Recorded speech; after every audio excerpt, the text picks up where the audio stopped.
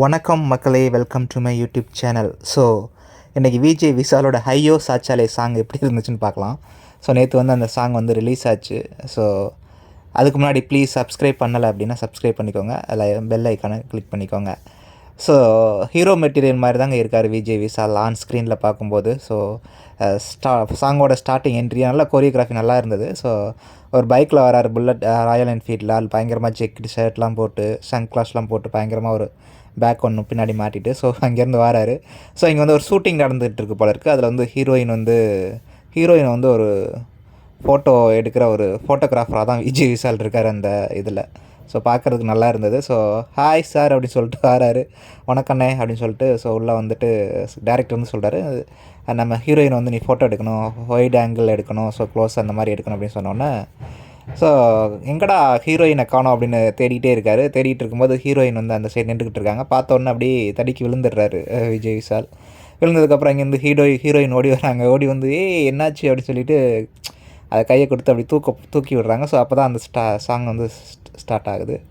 ஐயோ சாச்சாலே அப்படிங்கிற அந்த இது ஸ்டார்ட் ஆகுது. ஸோ அது நல்லா இருந்தது. ஒரு படமாக எடுத்தால் கூட சூப்பராக இருக்கும் போல இருக்கடா கான்செப்ட் அப்படிங்கிறது மாதிரி இருந்துச்சு. ஸோ அதுக்கப்புறம் அந்த சாங்ஸ்லாம் போய் சூப்பராக இருந்துச்சு. அது பார்க்கறதுக்கு சாங்ஸ் வந்து கொஞ்சம் நல்லா இருந்துச்சு. நீங்கள் பாருங்கள் யூடியூப்பில்.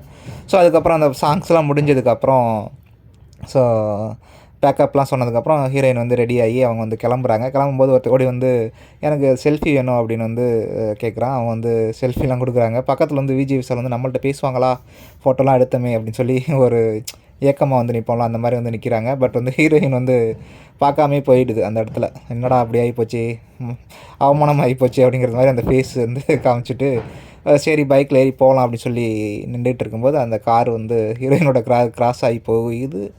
ஸோ போயிட்டு கொஞ்சம் நேரம் நின்றுட்டு அங்கேருந்து ஸ்டோர் ஓப்பன் பண்ணி ஹீரோயின் வராங்க. வா அப்படிங்கிற மாதிரி இருந்துச்சு.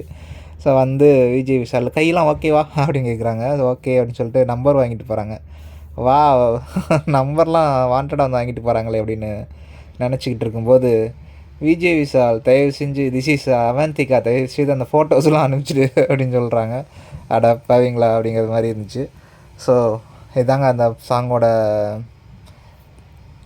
இது கொரியோகிராஃபி பயங்கரமாக இருந்துச்சு. கான்செப்ட் நல்லா இருந்துச்சுங்க பார்க்குறதுக்கு. ஸோ படமாக எடுத்தால் கூட சூப்பராக இருக்கும். அதுவும் போல் விஜய் விஷாலை பார்க்கும்போது ஒரு என்ன சொல்கிறது, ஒரு ஹீரோ மெட்டீரியல் மாதிரி தான் இருக்குது. பார்க்கலாம் அப்கமிங் ப்ராஜெக்ட்ஸ் எல்லாம் எப்படி பண்ணுறாங்க அப்படின்னு. ஸோ விஜய் விஷால் டேரக்டரை விட ஹீரோ ஆகிட்டு போயிடலாம் போல் இருக்குது, அந்த மாதிரி தான் இருந்துச்சு. ஸோ அவர் பர்சனல் லைஃப்பில் நிறைய மிஸ்டேக்ஸாக இருந்திருக்கலாம். But coming to the on screen பார்க்கும்போது நல்லா தான் இருக்குது. ஹீரோயின் கூட நல்லா தான் இருந்தாங்க. பார்க்கலாம் என்ன நடக்க போகுது அப்படின்னு. So anyway all the best for Vijay Vishal in the new இயர்லேயே ஃபஸ்ட் மாதத்துலேயே ஒரு நல்ல வருடம் அமைஞ்சிருக்கு. பார்க்கலாம். தேங்க்யூ.